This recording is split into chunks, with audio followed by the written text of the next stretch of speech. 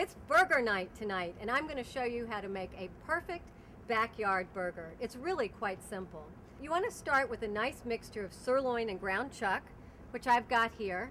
And my favorite way to flavor it is adding a little bit of dry mustard and a little bit of Worcestershire sauce, and that's all. I'm going to take a nice generous portion of meat. Now you can see the way that I'm doing this is just by rotating it around just to make a nice round shape. You can see I've got this beautiful patty, but I don't want that patty to become a meatball. And here's a great chef tip for you.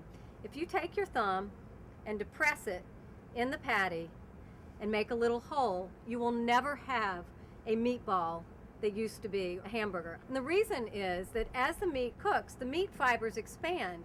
Well, if you put a hole there, they expand to fill that hole, and you've got a nice, flat, even burger. Okay, so our burger's all formed. Now what we need to do is season it. So I'm just gonna brush it with a little bit of olive oil. This will help keep the burger juicy, and this will also help prevent it from sticking.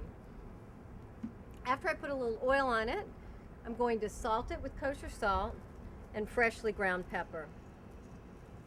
A nice even coating is all you need, and you want to do this just before you cook.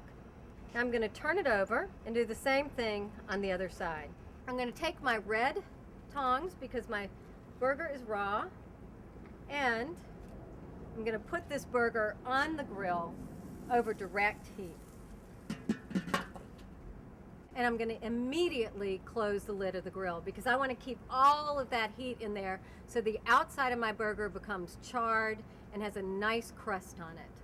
It'll take about 2 or 3 minutes on this side, and then I'll turn it over and finish cooking it on the second side. To turn the burger, I'm going to use both a spatula and a pair of tongs.